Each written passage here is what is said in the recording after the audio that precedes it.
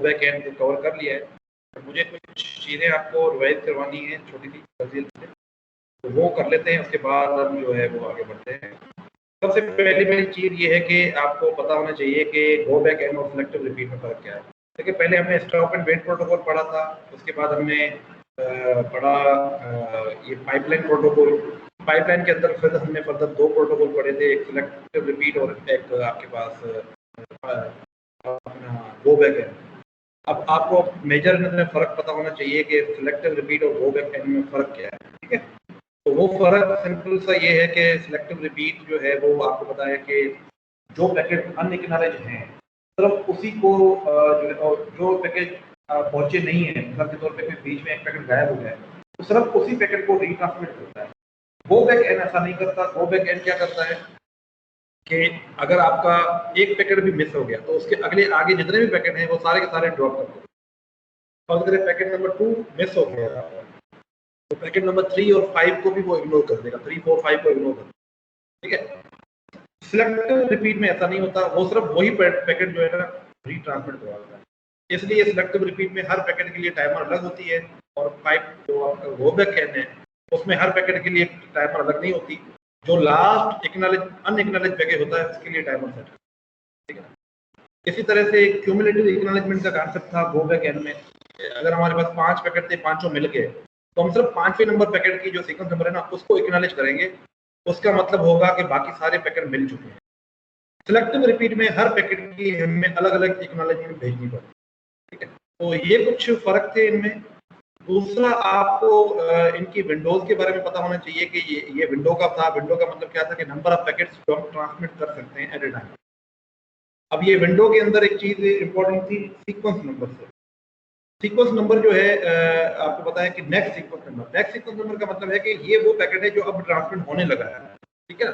अगर मैं आपको एक एग्जांपल दूं या कोई कोड देता हूं, मतलब कोई वो दे दूं आपको प्रॉब्लम दूं कि ये सीक्वेंस नंबर है, इससे आगे वाले जितने भी जो है ना आप बताएं कि इसका मतलब क्या है। इसका मतलब है कि इससे आगे जितने भी हैं वो भी ट्रांसमिट नहीं हुए। और दूसरी में आपको ये डायग्राम दे दूं और आपसे पूछूं कि यार ये सिलेक्टिव रिपीट है या गो बैक एंड है, तो इसको देख के आप बता सकते होंगे कि ये सिलेक्टिव रिपीट की है। क्यों? क्योंकि देखिए ये पैकेट बीच में है एक्नॉलेज्ड, ये पैकेट अनएक्नॉलेज्ड है। आपको पता है कि अगर ये गो बैक एंड होता तो सारे पैकेट अनएक्नॉलेज होते या सारे पैकेट एक्नॉलेज होते। अगर एक भी पैकेट, मतलब ऐसे ही नहीं हो सकता कि बीच में कोई पैकेट ऐसा हो जो अनएक्नॉलेज हो, क्योंकि पता है आपको पता है कि अगर एक पैकेट बीच वाला अनएक्नॉलेज होगा तो उससे आगे वाले जितने पैकेट हैं वो सारे ड्रॉप हो जाएंगे, ठीक है ना। तो ये था गो बैक एंड में। बट यहाँ पे क्योंकि सिलेक्टिव रिपीट है तो कोई पैकेट एक्नॉलेज हो सकता है, कोई पैकेट बीच में अनएक्नॉलेज भी हो सकता है, ठीक है ना। क्योंकि जो एक्नॉलेज नहीं हुआ है या जिसकी एक्नॉलेजमेंट ड्रॉप हो चुकी है या पैकेट ड्रॉप हो चुका है वो रीट्रांसमिट करेगा। तो एक तो आपको इस चीज का पता होना जरूरी है। उसके बाद ये सिनारियो थे जो मैंने आपसे लास्ट टाइम डिस्कस किए थे। इस सिनारियो का भी आपको पता होना जरूरी है कि जो सीक्वेंस नंबर है वो आपका क्या होना चाहिए। तो सीक्वेंस नंबर है ना वो आपका ये होना चाहिए कि सीक्वेंस नंबर इज जो आपका विंडो साइज है, सीक्वेंस नंबर नहीं, विंडो साइज जो है वो क्या होनी चाहिए। Window size half of the sequence number होनी चाहिए। हाफ ऑफ द मतलब कि ये आपके पास अगर 2 बिट्स हैं तो कितने सीक्वेंस नंबर जनरेट कर सकते हैं? 2 बिट्स में 4, 3 बिट्स में 8, 4 बिट्स में 16, 2 पावर बिट्स होता है। तो ये आपको पहले से पता है कि ये 2 बिट है। 2 बिट का नंबर मतलब 0, 1, 2, 3 मैक्सिमम शो हो सकते हैं, ठीक है। तो कहता है कि जो विंडो साइज है ना वो सीक्वेंस नंबर के हाफ से भी कम होनी चाहिए या उसके बराबर होनी चाहिए। अगर 4 सीक्वेंस नंबर है मतलब 2 पावर 2 मतलब 4, टोटल 4 सीक्वेंस नंबर है, उसको डिवाइड करते हैं 2 से। अब विंडो साइज या तो आपकी 2 होनी चाहिए या उससे कम होनी चाहिए, ठीक है। एक तो चीज ये है। अब इसको अगर हम नहीं करेंगे, ये बात फॉलो नहीं करेंगे तो क्या मतलब होगा? तो ये कुछ प्रॉब्लम है जो आ सकते हैं। अब देखिए पहला जो सिनारियो है उसमें ये हो रहा है कि आपकी सेंडर और रिसीवर है, दोनों चीजें कैसे भेज रहे हैं और रिसीवर उसको कैसे इंटरप्रेट कर रहा है। हमने पैकेट भेजा 1, 2, 3, रिसीवर को मिल गया, उसने एक्नॉलेजमेंट भेज दी। पैकेट नंबर 3 जो है वो अभी फिर से ट्रांसमिट होना है क्योंकि ये विंडो साइज आगे बढ़ी है, बट वो पैकेट ड्रॉप हो चुका है, वो पैकेट कहीं पे ड्रॉप हो चुका है। अब ये क्योंकि इसने भेज दिया है और 1 की रिक्वायरमेंट मिल चुकी है तो ये आगे बढ़ रहा है, ठीक है ना। अच्छा, रिसीवर जो है, क्योंकि उसने 3 पैकेट सक्सेसफुली रिसीव करके उसकी रिक्वायरमेंट भेज दिया तो रिसीवर की विंडो आगे बढ़ चुकी है, ठीक है। अच्छा, एक सिनेरियो ये है। दूसरा आपके पास सिनेरियो है जिसमें आपने 3 पैकेट भेजे हैं और तीनों के तीनों पैकेट रिसीव तो हो गए हैं, बट तीनों की एक्नॉलेजमेंट कहीं पे खारिज हो गई है, कहीं पे ड्रॉप हो चुकी है।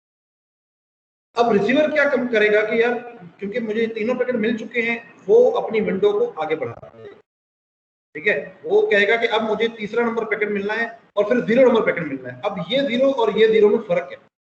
ये 0 पैकेट जो है ना, ये नया वाला पैकेट है और ये 0 जो है ये पुराना वाला है। बट सेंटर को पता है कि यार क्योंकि मैंने पहले 3 पैकेट भेजे हैं, अभी वो पहुंचे नहीं है, तो वो फिर से रीट्रांसमिट करेगा। हालांकि रिसीवर को लगेगा कि ये तीनों पैकेट नए हैं, ये नए पैकेट नहीं है, ये पुराने वाले पैकेट ही रिसीव हो रहे हैं, ठीक है। बट इन दोनों सिनेरियो में आप देखें, रिसीवर जो है उसको लग रहा है कि उसका फ्रेम यहाँ पे मौजूद है।